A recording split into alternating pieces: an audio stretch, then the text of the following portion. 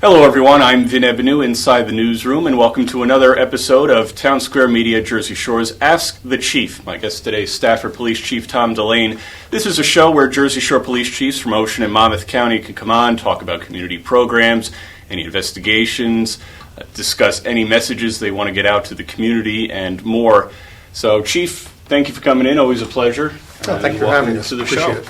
So, I first want to start with something that actually came out last year with you guys winning the Fittest Police Department Challenge, which certainly opened up my eyes. Not that you guys weren't fit in the past. I'm like, because I had gone to Manchester's physical agility test for the men and women trying to become police officers, and I was impressed with how Chief Lisa Parker prepares her officers for duty, and then I saw you guys win the Fittest Challenge Award. So do you require a lot physically of the men and women trying to become police officers, or even on the job now with what you're looking to see out of them physically, or what kind of shape that you need them to be in? So we have an exceptionally high fitness requirement in Stafford, and that is by design and for a reason. I'll start off before I go into the mechanics of our program. To start off by saying is that there have been a number of studies that have conducted from people in jail as to when they choose to engage and try to fight their way out of an arrest with the police. Mm-hmm. And the recurring theme that keeps up and coming up is command presence. When we talk about command presence, it's your appearance and how you carry yourself, whether you look like you're physically fit, or whether you look like that, if you get into a foot race with that person, that you're not going to be able to keep up. If the person thinks that they can physically overcome you, that leads to more assaults on police, and that's been documented over time. So, segueing into our fitness requirements to come in the door, I do believe that we have one of the highest fitness requirements in the state, and it is by design. So the word is out in Stafford that you really need to be physically fit to take part in our entrance exam. And the reason behind that is we have a high expectation of our officers. We provide a high level of service, and then taking into consideration the results of those studies that I just mentioned, we do that by design. What we do is we afford our officers time on duty to work out when they're working. Mm-hmm. So they get 1 hour per shift to do that.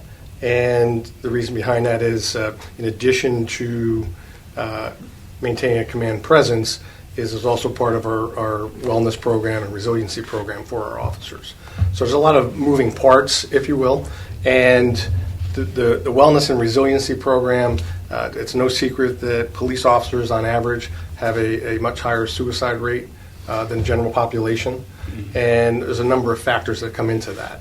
And what happens when you're physically fit, it leads to a better frame of mind, less depression, things along those lines. So that kind of dovetails into our wellness program as well. So in some ways it helps the officers' perception of people who they're chasing in a particular situation, but it's also for just as much about their own health and safety as it is for protecting the community and being able to, if a suspect tries to approach them physically, they'll be able to handle themselves and not do too much harm to anybody on the run that could be dangerous. Exactly. So, the thought is that if the suspect sees the officer is physically fit, they're less likely to resist arrest, less likely to engage in a physical altercation. So the positive side is less injuries for the people that we come in contact with, and less injuries and downtime for our officers as well.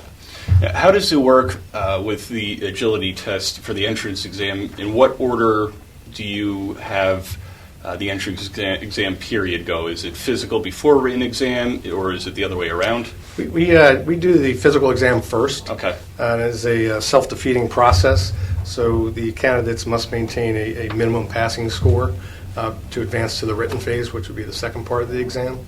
And we just recently gave an entrance test back in November, and I will say that we had about 45 candidates pass, which was a good number. It was the strongest applicant pool that I've actually seen in the 33 years I've been in Stafford. So it was very rewarding to know that people know what our expectations are, so they hold themselves to that standard, and as a result, we got a very deep applicant pool. So we're in the process. We just hired 4 officers a couple weeks ago. We had 2 retirements, and the mayor and council were supportive enough to increase the authorized strength of the police department by 2. I know that we've been in a situation where we've been understaffed, so we've been working with our mayor and council to develop a plan to be able to increase the size of the police department, the authorized strength, at the same time taking into consideration budgetary constraints with the municipal budget. What are some of the things you look for as the physical agility test anyway is ongoing? Are there certain things you need to see during these tests about what they can and can't do in order for them to pass that part of the exam? So we're measuring a number of different metrics in our entrance test in the physical part. So obviously we're looking for muscular strength. We're looking to measure endurance, okay, your capacity to exert yourself over an extended period of time. And then the final prong of our PT test is a short boxing segment. Okay. And that is just, you don't get a score, and that's just a pass-fail. And frankly, what we're looking for is in that short period of time to measure whether that person is not too aggressive or non-aggressive, if you will. So you don't want to see someone that if they're engaging in a physical altercation that just crawls up in a ball and doesn't do anything. Right. You need to be able to fight through that even though you may be overmatched physically. So it's that don't quit attitude that we're looking for. And I'll say that the boxing part of it, most of the people come in and they do very well in that segment. And for the oral and the written part of the exam, are there certain answers you need to hear or read or try to look at what some of their characteristics are, some of their body movements while the oral exam is ongoing to determine maybe how they think about things or how they process things or maybe what they would be like in certain situations on the street? Yeah, so the written test, obviously the physical test is we're measuring your physical abilities. Right. The written exam is measuring your intellectual abilities. And then the purpose of the oral exam is to take what information we've learned about people from their background investigation, and we conduct what we refer to as a stress interview. So we intentionally try to put stress on that candidate to see how they're going to respond, to make sure they respond appropriately and are able to handle themselves with poise under pressure. Because the reality is a lot of what we do as law enforcement officers is responding to emergencies when people are running out of a building, we're usually the ones running into the building. So you have to have people that can maintain their calm, their poise under pressure, and respond appropriately. And those are all things that we're looking for. And it also gives us the opportunity to examine their backgrounds, see whether they're a well-rounded candidate. I personally like to see people that have experience giving back to their community, whether it be community service of some type, whether they're a member of a volunteer fire department, something to make their community a better place. Because that's the reality is what we're looking for our police officers. We're looking for good people, caring people, kind people, the people that are able to maintain that presence and make Stafford Township a better place to live. Have you seen or had a lot of people in the department come from a first responder type of background, like a firefighter or an EMT, or maybe they were in some branch of the military and now are looking to become a police officer? Yes, we have a lot of people, military people, military backgrounds. We do have people that have been members of fire departments and EMS squads. Not to a large extent. More so, it's people with community service, giving back to their communities, whether it be in college. One of the officers we just hired recently was a volunteer in a domestic violence shelter out at this college out in Pennsylvania. So those are all things to kind of give you a glimpse into the person's character. Now, one of the programs I know that we talked about, I think it was 4 years ago, down in Manahawk was the OnPoint program. Yes. That's certainly, at the time, it was a pilot that you were introducing, and that's certainly developed and grown over time. It caught the eye of then Congressman Tom MacArthur, too, who wanted to bring it nationally. Yes. How, if you could just, for anybody who is not too familiar with it, just explain what the OnPoint program is, what it does, and how you've seen it grown over the last couple of years. So our OnPoint program it's a great program that the purpose of the program is to address the unmet social service needs of the members of our community. So we bring trained licensed clinical social workers into the police department 2 days per week. And our officers, our dispatch personnel, anyone in the police department can make referrals into that program. So the program by design has very loose parameters as to who you can refer. The school of thought was that we'd rather have too many referrals as opposed to not having enough. And so the program has dealt with issues as homelessness. We've had alcoholism, obviously drug issues. We've had people that were just having difficulty with mental health. People that, elderly people that are having difficulty coping. We just had an incident this week with an elderly woman who has been, in the last 7 days, has contacted our police department over 7 times over a period of like 3 to 4 days. Wow. And it's not a law enforcement response. So there's some other issues that maybe that person is experiencing difficulty supporting themselves. That person lives by themselves. So we make a referral into the program, and the great thing about the social workers that work with us is they're like the gatekeepers, and they have a breadth of knowledge as to what programs are out there. So we as police officers always, we have an idea of the programs that are out there, but the reality is that there are so many programs out there. Right. It's incredibly difficult for an officer to maintain a working knowledge of that, first off. And then the second prong of that is if I come across you and I say, all right, I need to follow up with Vin and make a referral into a program. So I clear from that call, and then I get a major accident.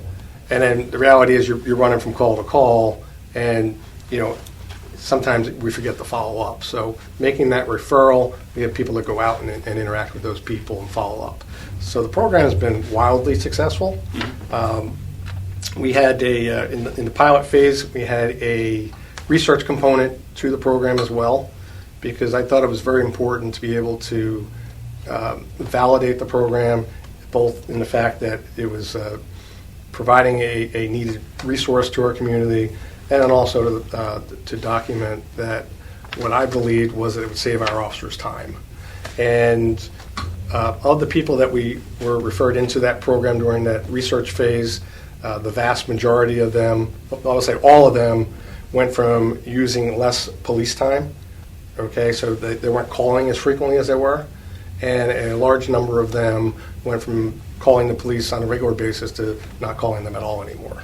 So that's a win on our side, so we improved that person's situation, and then it frees our officers up to go out and do other things on a more proactive basis. What about the national conversation? What were the talking points or conversations you had when you visited Washington, D.C. to discuss what this program is, what it could do, and how it could help police departments across the country? So Congressman MacArthur's office was very supportive of the program. So we were able to enter into a dialogue with his office, share the results of our pilot project research, and he agreed to sponsor that on a national basis. Unfortunately, at the end of that congressional session, we all know Congressman MacArthur was not reelected, so right. that bill kind of died with that session. But the good thing about that is we were able to take the results of that and share it with other municipalities. So our OnPoint staff and myself, we've traveled throughout the state and made a number of presentations as far up as Somerset County. And right now, as of today, Little Lake Harbor Township has a form of OnPoint. They have OnPoint, but it's on a 1 day a week basis. Okay. And our partner is with Ocean Mental Health Services, and they've been a great provider for us. And they recently just received some funding from the Ocean County Human Services Department to even expand OnPoint further. So we're getting ready to go live in Lacey Township and the South Toms River with this program. Everyone agrees that it's a great program, it's necessary, it provides a great service. Right. The reality is that, you know, services cost money, and it's the funding.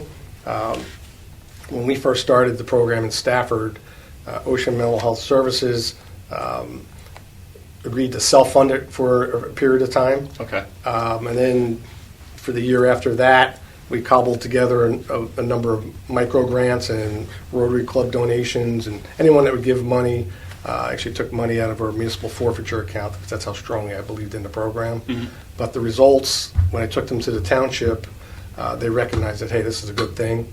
And as of last year, that they're funding the program fully for Stafford Township.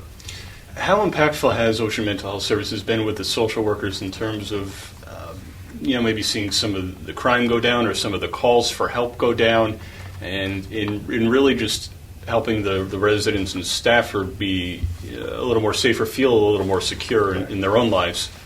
I think it's a couple things, a couple points I'd like to touch upon. Sure. The first one being is that we have documented that it results in reduced calls for service from the consumers that we've referred into the program. So that's one thing. The second part is that we've made a focused effort with our own officers to increase the training. So we have crisis intervention training. We've had de-escalation training. Okay, and one example I'm comfortable sharing, because I've spoken with the subject's parents and they've consented to it. We have a male juvenile in our town who has some mental health issues. Okay. And as he got older, he was acting out, becoming a little bit violent with his parents, and we were interacting with him on a regular basis.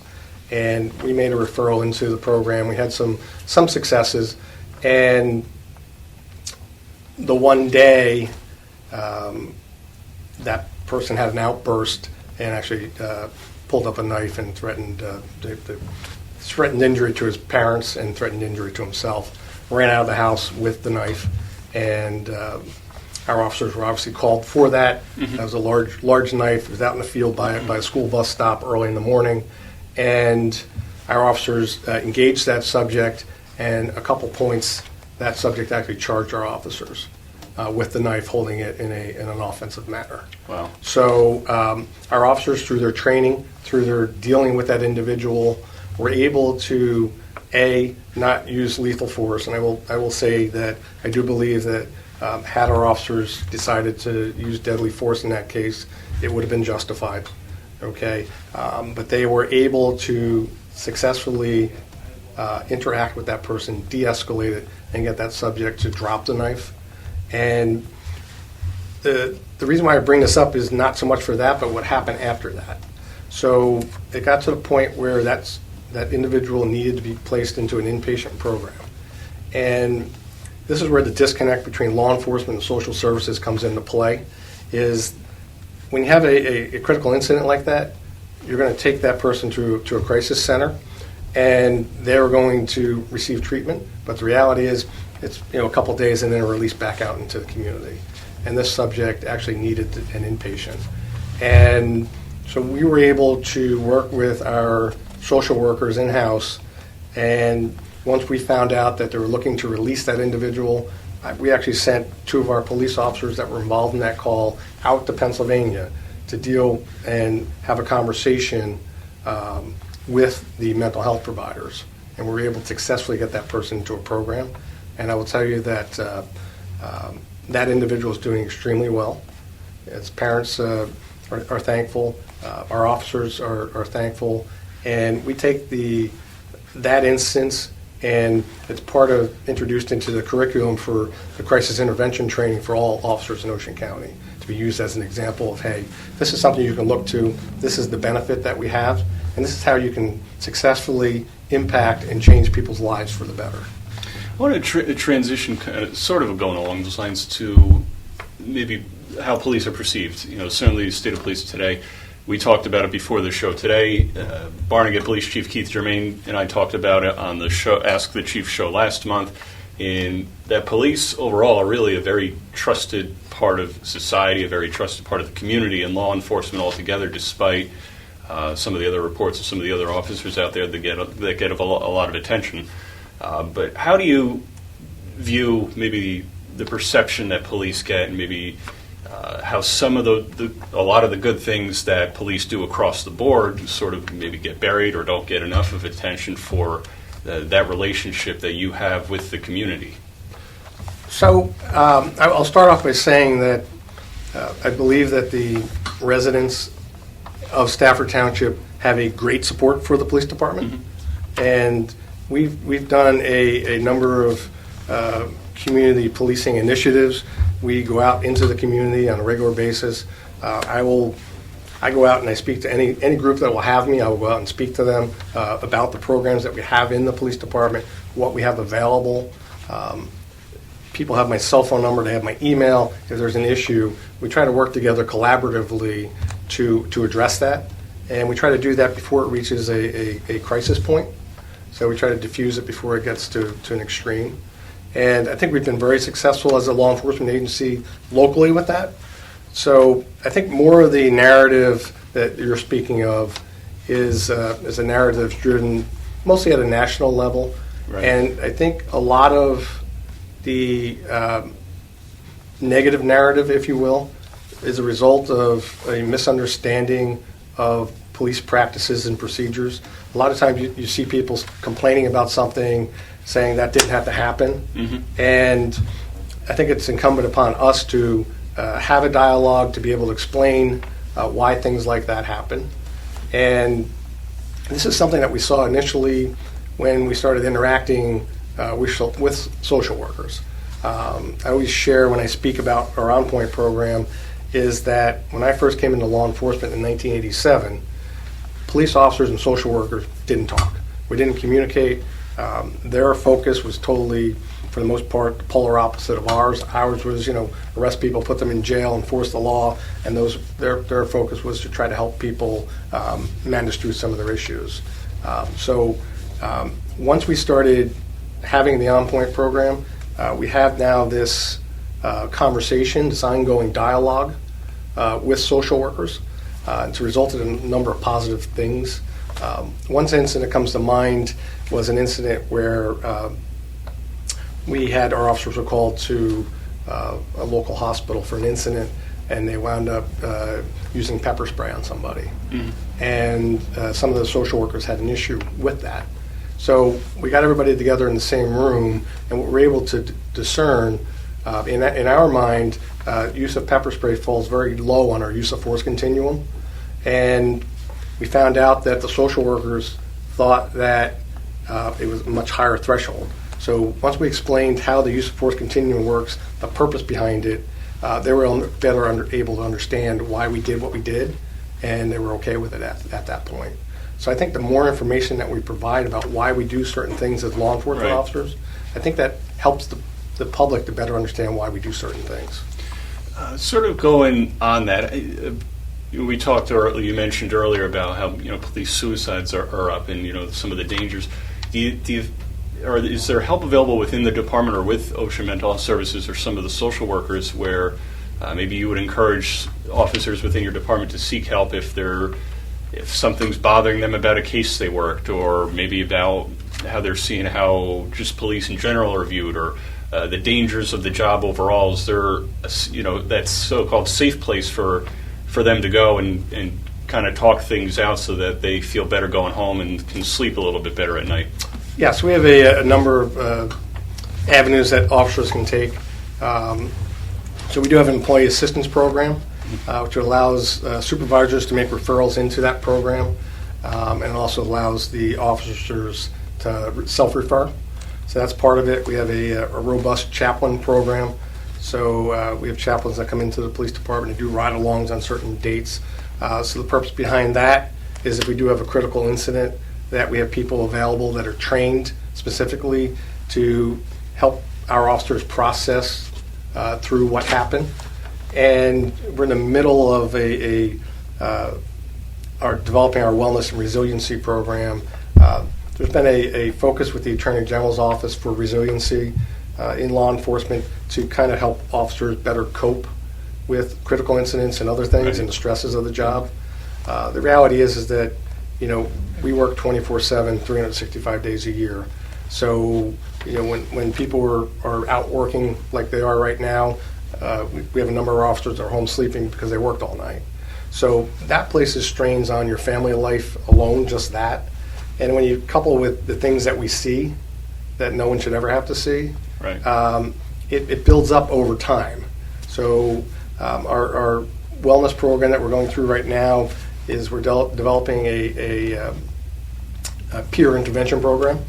So as the chief law enforcement officer of the township, I'm responsible for the good order and discipline of the agency. So discipline of officers is something that's very distasteful, but it's necessary. So my goal with the peer intervention program is twofold. Number one is to train everyone so they recognize that, hey, maybe Vin's having a bad day today. Right. Okay. And to insert themselves in to prevent you from getting into trouble. Mm-hmm. So if I work with you on a daily basis, and I know you come in, maybe you got into an argument with your spouse. Right. Okay, and I can see that you're not the normal Vin that I see every day. And we go out and maybe you're short with someone that you're dealing with. I can just step in and say, hey, Vin, I got this. I'll take care of it. Mm-hmm. Okay? Something as simple as that can prevent you from getting into a situation where that might result in discipline for you. We can couple that with, if we have an officer, we see that, used to be, very squared away, is going out and maybe developing an alcohol problem. Our officers can step in and say, hey, Vin, what's going on? Do you need help? Okay, and that's going to, I believe, prevent them from being in our discipline program, from doing something that's going to require us to discipline that officer. And that's the ultimate goal, is to improve the health, safety, and welfare of our officers and improve the delivery of services that we provide to our community. And I think that program is going to tie everything together in a big bow. We talked about some of the dangers, some of the tough parts of the job, but what are some of the, for you and for your officers, some of the days on the job where, you could smile a bit, you enjoy going to an event or a community program or run your own program through the department where you reach out to residents or people in the community, you go home at night feeling pretty good about, what happened that day, or maybe what a resident came up to you and said about a positive reflection about your department? So I think our community policing programs are avenues that provide a great sense of satisfaction. If you talk to most people wanting to get into law enforcement and ask them, hey, why do you want to be a cop? Mm-hmm. And the answer you receive most is, I want to help people. I want to improve people's lives. So our community policing programs, we have what we refer to as a Cops and Kids program. We go out to a local apartment complex in town, and we have some fun activities. We provide pizza. It's just a fun interaction, playing basketball, throwing a baseball around with the kids, and everyone enjoys that. With our DARE program, we have a graduation ceremony. It's a day-long activity of just fun things that we do with the kids. And the purpose of that is for everyone to understand that, yes, in times of crisis, we're going to be this official-looking person, but the reality is we're all human beings. We all have feelings, okay? And it's safe to approach a police officer and interact with them. The goal is to make everyone comfortable. So we also have a youth police academy program that we do every summer. It's a week-long program for intermediate school students that come in, and we give them a little background of the police department. We have a little marching and fitness portion that we do. Mm-hmm. But the reality, we just make it fun. At the same time, they're learning about law enforcement. They're learning about why we do certain things. And then we also, to complement that, we have a Citizens Police Academy as well, so that we bring people in. Again, we'll show them about our patrol division, our detective bureau, our SWAT team, and it gives people the opportunity to ask questions in an informal setting to answer any questions they may have had about the police department. And I think that's been a wildly successful program. And as much as we can interact in the community in an informal setting, that's what we're trying to do to build up that rapport build up that relationship so that in the time of a critical incident, if I know Chief Germain touched on this last time, is that we have to have time to properly conduct an investigation before we can start answering questions. Right. So I think by building up that goodwill, if you will afford us the time for the people to allow us to do the job. And they understand as soon as we can answer the questions that they have, we'll provide that information. But, we have to prioritize our responses to certain things. Chief, thanks for coming in. Thanks for the time. I appreciate it. Thank you. That's Stafford Police Chief Tom Dellane here on the 4th episode of our Ask the Chief digital video series. He follows Barnegat Police Chief Keith Germain, Toms River Police Chief Mitch Little, and Brick Police Chief James Riccio. Our next guest on the show will be Marlboro Police Chief Peter Pizzullo. And you could stay tuned to our Facebook page and our website for the date and time that will air, and certainly submit questions for that. This is a show where a Jersey Shore Police Chief, again, can, from Ocean or Monmouth County, come on and talk about some of the things that Chief Dellane referred to on this show. So thanks again to Stafford Police Chief Tom Dellane. I'm Vin Ebenu in the newsroom, and stay tuned for another episode of Ask the Chief.